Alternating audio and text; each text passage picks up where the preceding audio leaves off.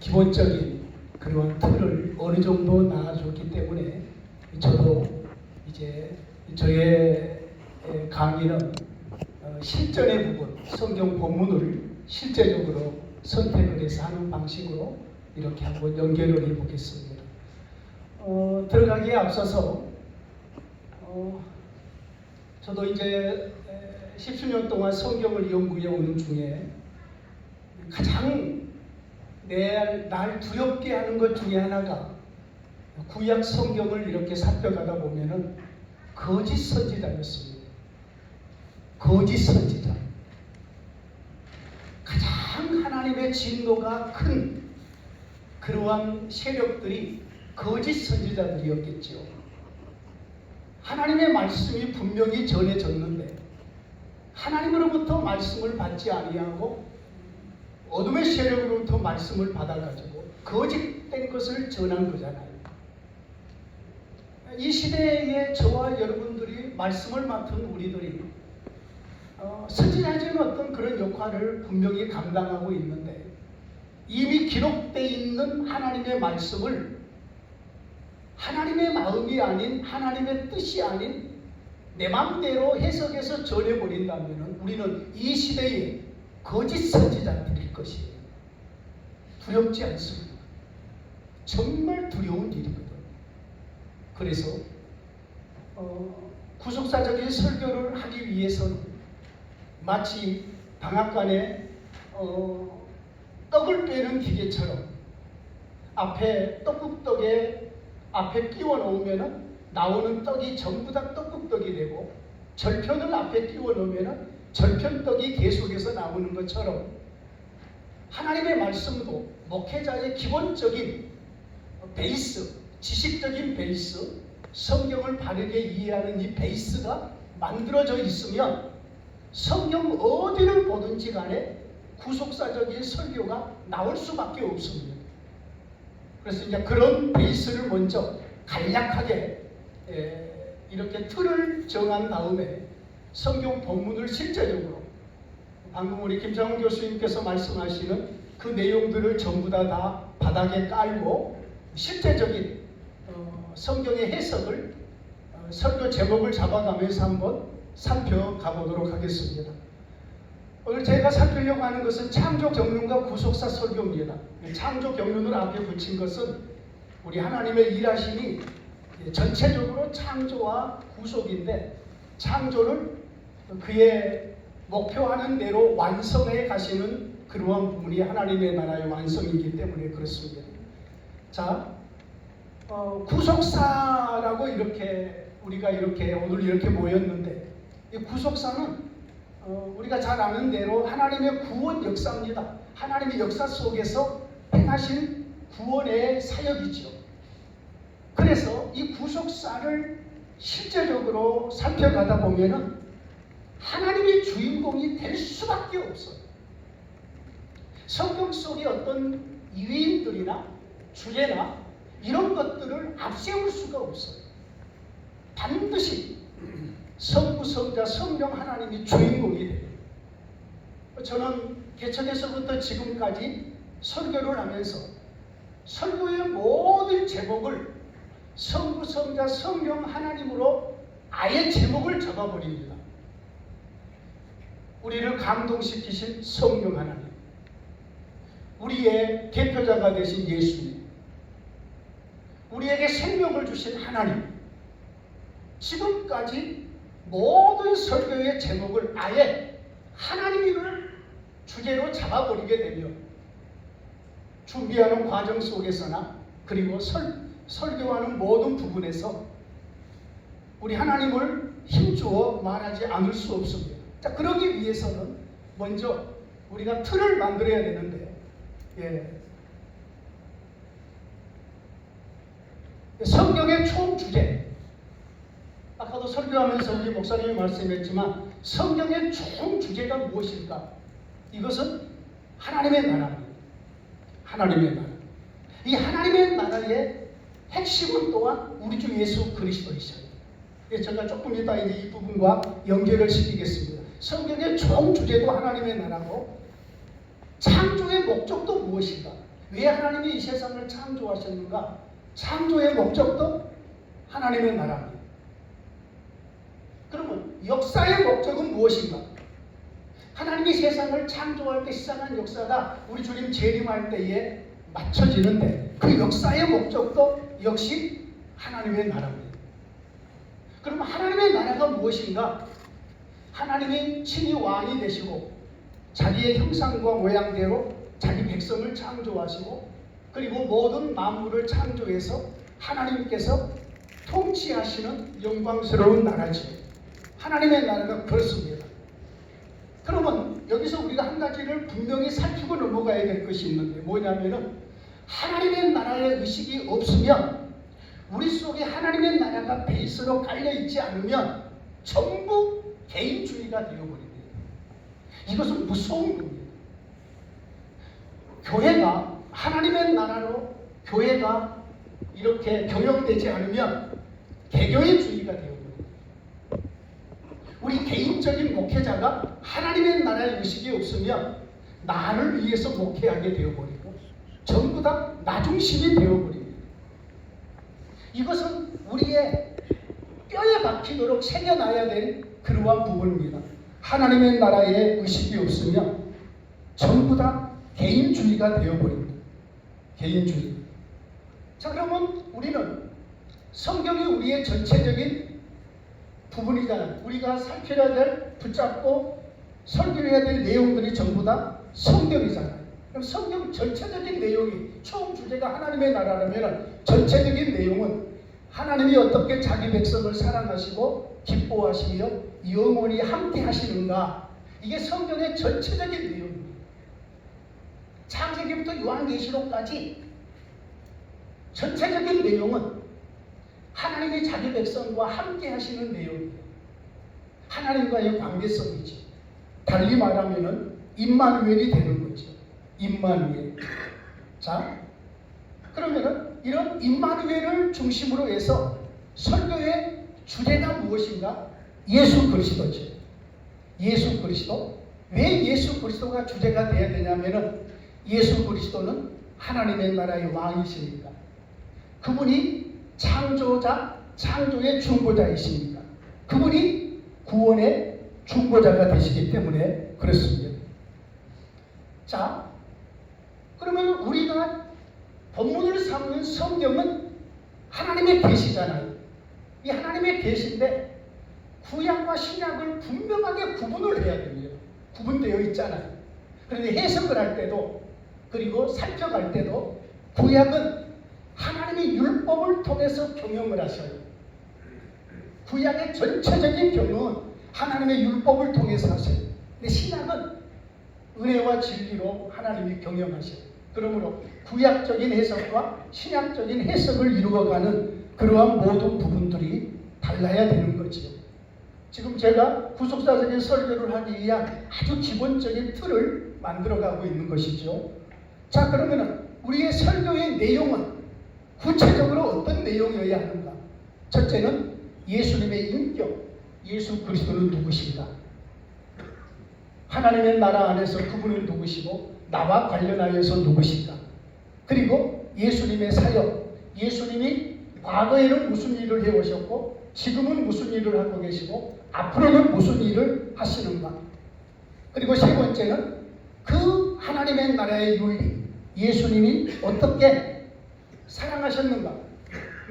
아버지를 어떻게 사랑하시고 우리를 어떻게 사랑하시고 어떻게 사랑하셨는가? 이 세 가지가 설교의 핵심 주제가 되는 거죠. 자, 그러면은 이런 모든 토대를 깔아놓고 나서 정말로 중요한 것 중에 하나가 있는데 성경의 모든 본문을 구원 역사적인 토대를 깔아야 돼요. 구원 역사적인 토대를 깔지 않으면 우스운 해석이 나와버려요. 정말 엉뚱한 방향으로 나가버려요. 구원 역사적인 토대라는 말은 어떤 의미냐면은 창세기부터 요한계시록까지가 진행되는 과정 속에서 이 설교의 본문이 어느 지점에 와 있는가? 예수 그리스도 이전인가 이후인가? 예수 그리스도 이전에 주어진 내용들은 예수 그리스도 그분이 오셔서 어떻게 완성하셨는가, 이런 어떤 부분을 반드시 살펴가야 됩니다. 반드시. 그래서 구원 역사적인 토대를 반드시 깔아야 될 뿐만 아니라, 또 하나는 모든 예수님의 부활 이전의 본문, 구약의 본문, 사복음서의 본문은 예수 그리스도의 부활의 빛으로 다시 해석을 해서 적용을 해야지만이 진짜 복음이 선포되는 거예요. 만약에 부활의 빛으로 해석하지 않는 그러한 내용들, 제가 이제 본문에 실제적으로 들어가게 될 텐데, 그런 것 때문에 얼마나 많은 설교가 잘못된 길로 흘러버린지 모릅니다. 자, 이제 지금까지 했던 것들을 배경으로 삼고 기초로 삼고, 아까 우리 김창훈 교수님께서 말씀하셨던 것들까지라도 포함을 시켜가지고 한 가지 본문을 가지고 예시를 한번 살펴보죠. 자, 이거 방금 했던 것이고요. 제가 본문 하나를 택하겠습니다. 출애굽기 17장 8절에서 16절의 말씀, 제목은 제가 적지 않았습니다. 전부 다 잘 아는 내용입니다. 모세가 손을 들면 이스라엘이 이기고 아말렉과의 전쟁이죠. 모세가 손을 내리면 아말렉이 이깁니다. 모세의 팔이 피곤하기 때문에 모세를 돌 위에 앉혀놓고 아론과 우리 양쪽에서 또 맞추는 내용입니다. 자, 여기서 많은 우리나라의 강단의 경우에 모세의 손이 기도라고 주장해 버립니다. 모세의 기도의 손이 올라가면 이스라엘이 이기고, 모세의 기도 손이 내려가면 아말렉이 이기는 것으로 설교를 만들어 갑니다. 자, 누가 주인공이 되나요? 모세가 주인공이 됩니다.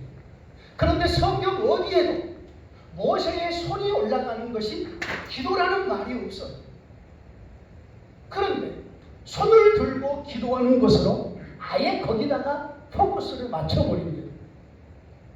본문을 깊이 있게 안 읽어서 그렇습니다. 자, 제가 본문을 다른 구절 하나를 여러분께 소개하겠습니다. 9절 말씀입니다. 하나님이 모세에게 하나님의 지팡이를 손에 잡고 산꼭대기에 서라고 말합니다. 자, 모세의 손이 올라가는 것은 모세의 기도의 손이 올라가는 것이 아니라 모세의 손에 들려져 있는 하나님의 지팡이가 올라가는 겁니다. 하나님의 지팡이가. 이 부분을 놓쳐버립니다. 그럼 하나님의 지팡이를 높이 들어 올리면 하나님께서 싸우십니다. 모세의 손이 내려온다? 기도의 손이 내려온 것이 아니라 모세의 손에 들려져 있는 하나님의 지팡이가 내려와 버려요. 그러면 하나님의 지팡이를 내려와 버리니까 하나님이 안 싸우는 거지. 중요한 것은 모세의 손에 들려져 있는 하나님의 지팡이를 빼버리고 모세의 손이 올라간다. 기도의 손이 올라간다. 아론과 우리 양쪽에서 장로님 둘이서 옆에서 이렇게 받쳐준다. 목사님이 무슨 일을 할 때 양쪽에서 도와주셔야 된다. 이런 관점으로 이것을 적용해 버리게 된단 말이에요. 여러분, 이 본문은 실상 예수 그리스도에 대한 본문이에요. 이 본문은 여호와 니시라는 여기서 단어가 나오잖아요. 여호와는 나의 깃발. 하나님의 지팡이가 하나님의 깃발인 거지. 하나님이 자신의 깃발을 높이 들어 올리시고 아말렉과 싸우시는 내용이잖아요. 하나님의 승리가 나오잖아요. 하나님의 싸우심, 하나님의 승리. 그러므로 이 본문의 제목을 잡는다면 우리의 깃발이 되신 예수 그리스도, 우리에게 승리를 주신 예수 그리스도, 이것이 이제 부활의 빛으로 재해석이 되어서 오늘날도 예수의 이름은 우리가 귀신을 쫓아내고 모든 질병을 물리치고 우리의 모든 죄악된 상황들을 예수의 이름으로 깃발을 드러내고 우리가 승리하잖아요. 예수의 이름이 아니면 승리할 수가 없잖아요.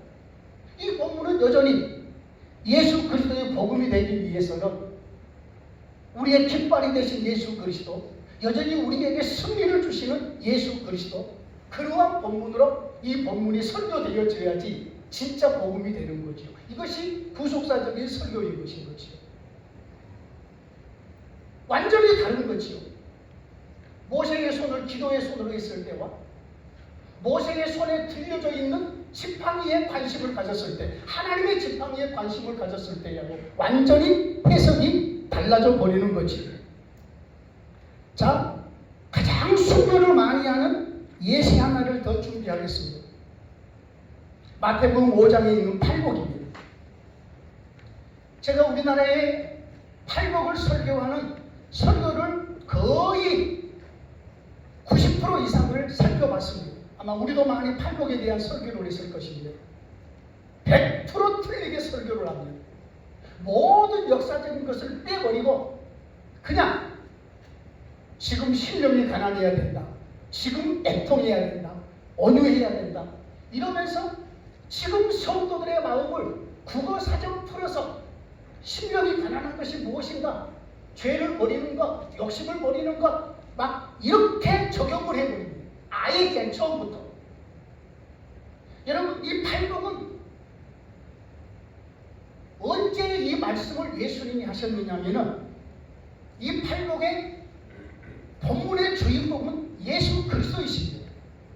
예수님이 하나님의 나라의 왕으로 오셔서 자기를 기다리는 남은 자, 바벨론 포로 갔다 돌아와서 예수님을 기다리는 자들을 가리켜서 남은 자들이라고 말합니다.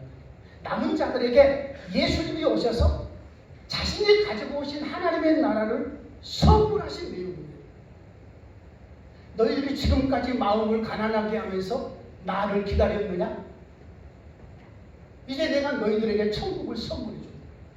그 얘기입니다. 이방의 세력 아래서 너희들이 애통하면서 울었느냐? 내가 이제 와서 너희의 눈물을 닦아주마. 구원 역사적인 토대, 여기 보면 구원 역사적인 토대를 놓을 때에 이것이 예수님의 공생애에 일어난 일이잖아요. 부활 이전에 일어나는 일이잖아요. 그러므로 예수님이 오셔서 그 배경이, 역사적인 배경이 하나님의 나라를 가지고 오신 예수님이 지금 자기를 기다리고 있는, 목마르면서 어두하면서 긍휼히 서로 여기면서 서로 화평케 이루면서 자기를 기다리고 있는 남은 자들에게 예수님이 오셔서 이제는 더 이상 울지 말아라. 내가 너희의 눈물을 닦아주러 왔다. 이제는 더 이상 애통하지 말아라. 내가 너희에게 위로함을 줄게. 너희가 그동안에 서로서로 이방의 세력 아래서 긍휼히 여기면서 살았느냐? 이제 너희에게 나의 긍휼하심을 베풀어 주마. 이러면서 우리 주님께서 남은 자들에게 그때에 말씀하신 내용이라. 그러면 이것을 부활의 빛으로, 이 부활의 빛으로 재해석을 해야 되잖아요. 부활의 빛으로 이미 하나님의 나라를 가지고 와서 자기의 일꾼을 통해서 이 하나님의 나라를 전 세계 모든 민족, 모든 족속에게 선포하신 우리 주님께서 우리는 우상만 숭배하고 있는 우리에게 한 번도 마음을 가난하게 한 적도 없고, 한 번도 예수님을 기다리면서 애통한 바도 없고, 한 번도 우리가 예수님의 나라를 소망하면서 서로 온유하게 한 바도 없고, 서로 긍휼히 여긴 바도 없는 우리에게 성령 하나님에 의해서 하나님의 나라가 우리에게 선물되어져 버린 거지. 그러므로 이 팔복은 지금 우리나라의 강단에서 얼마나 잘못되게 오해되어지고 잘못되게 선포되고 있는지 모릅니다. 왜 그 배경을 빼버리냐고요. 그 배경이 예수님이 자신의 나라를 가지고 와서 자기를 기다리는 그 남은 자들에게 이제는 내가 왔다. 이제는 내가 와서 너희들에게 하나님의 나라를 선물하는데, 천국을 선물한다. 더 이상 울지 말아라. 내가 너희의 눈물을 닦아준다. 이런 내용들을, 그러나 여전히 앞으로도 나를 위해서, 의를 위해서 핍박을 받게 될 것이라. 그 핍박을 너희들이 잘 견뎌라. 내가 너희와 함께하면서 그 핍박들을 감당하게 해주마. 이런 내용들이란 말이에요. 그런데 무조건 본문의 배경을 빼버리고 그냥 막 단어풀이, 글자풀이만 그냥 해가지고 적용해버리게 되는 엄청난 실수를 범한 거지요. 자, 구약의 본문 하나를 더 살펴보고 저희 강의를 끝내려고 합니다. 자, 사무엘상 17장 41절에서 49절 본문입니다. 다윗이 골리앗을 이기는 내용이죠. 다윗이 골리앗을 이기는 내용. 이것도 여러분, 제가 지금까지 살펴본 모든 설교의 내용들을 보면은 전부 잘못되게 적용을 하고 잘못되게 해석을 하고 있습니다. 다윗이 주인공이 됩니다. 여러분, 이 본문도 주인공은 하나님입니다. 하나님. 철저하게 하나님의 주인공입니다. 그리고 두 번째로 하나님이 하시려고 하신 일이 무엇일까? 그리고 하나님의 백성들은 무엇을 해야 할까? 이 세 가지를 기억을 하면서 이 본문을 한번 살펴가 보십시오. 다윗이 골리앗을 이겼습니다. 자, 이 본문의 핵심적인 것은 이것입니다. 하나님께서 이스라엘의 진짜 왕이 누구인가를 소개하는 사건입니다. 골리앗을 딱 이스라엘의 군대 앞에 세워놓고 우리 하나님께서 이미 이 본문의 앞에 배경을 보면은 사울이 아말렉과의 전쟁에서 불순종해서 하나님이 사울을 폐위시켜버렸습니다. 그리고 사무엘 보내서 다윗을 이스라엘의 왕으로 기름 부었습니다. 그런데 여전히 왕위에 앉아있는 자는 사울이고 하나님께로부터 기름 부음 받은 진짜 왕 다윗은 감춰져 있다. 그래서 하나님께서 골리앗을 딱 이스라엘의 군대 앞에 내세워 놓으시고 온 이스라엘 백성들과 이방인에게까지, 여러분, 이스라엘 나라 왕은 백성을 구원해야 돼요. 백성을 건져야 돼요. 대적에게서 백성을 지켜야 돼요. 사울이 떨어서 못 나가요. 왜요? 이스라엘 왕이 더 이상 아니거든. 이 사건은 하나님이 진정한 이스라엘의 왕이 누구이심을 다윗을 골리앗 앞에 세워서 승리하게 하심으로 진정한 이스라엘 왕은 다윗이라, 이것을 보여주는 사건이에요. 이 사건의 핵심은 그거라 그 말이에요. 실제적인 핵심. 자, 그러면 이 사건이 이스라엘의 진짜 왕을 하나님이 소개한 사건이라면 구원 역사적인 토대를 놨을 때에 예수님 오시기 전이잖아요.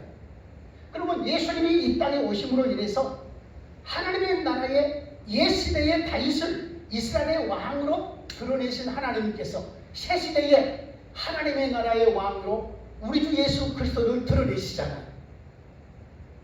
오늘날 세상 사람들에게 예수님이 하나님의 나라의 왕 되심이 감춰져 있잖아요.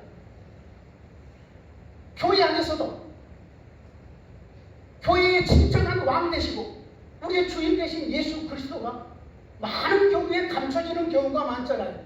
여기서 예수 그리스도는 우리의 진정한 왕 되심을 선포하는 거지요. 옛시대의 다윗을 이스라엘의 골리앗을 이기게 하시면서 이스라엘의 진정한 왕으로 드러내신 하나님께서 새시대에 우리의 진정한 왕으로 우리 주 예수 그리스도를 드러내신 거지. 우리에게 주신 거지. 우리의 진정한 왕으로. 자, 그러면은 부활의 빛으로 이렇게 다시 해석을 하면 새시대의 왕 되신 우리 주 그리스도께서 여전히 우리의 교회의 주인 되시고 우리의 개인의 왕이 되시고 이 세상의 모든 하늘과 땅의 왕으로 통치하시는 그 통치가 모든 어둠의 세력을 물리치시는 승리의 통치가 이루어지는 거지. 그러면 이 본문도 여전히 다윗이 주인공이 아니라 우리 주 예수 그리스도가 주인공이 되시는 거지. 성경의 본문을 이러한 예수 그리스도 중심으로 우리 하나님께서 이루어 가시는 영광스러운 복음의 내용으로 선포되어질 때에 죽어간 생명이 살아나고, 여러분, 교회 성도들의 숫자가 중요한 게 아니에요. 구약의 여러분 모든 내용들을 보십시오. 우리 하나님께서 숫자를 귀하게 여기시는지, 하나님의 말씀에 사로잡혀서 진짜를 드러낼 때에 그곳에 하나님의 놀라운 역사가 일어날 줄로 믿습니다. 아멘. 이렇게 강의를 마치겠습니다. 감사합니다.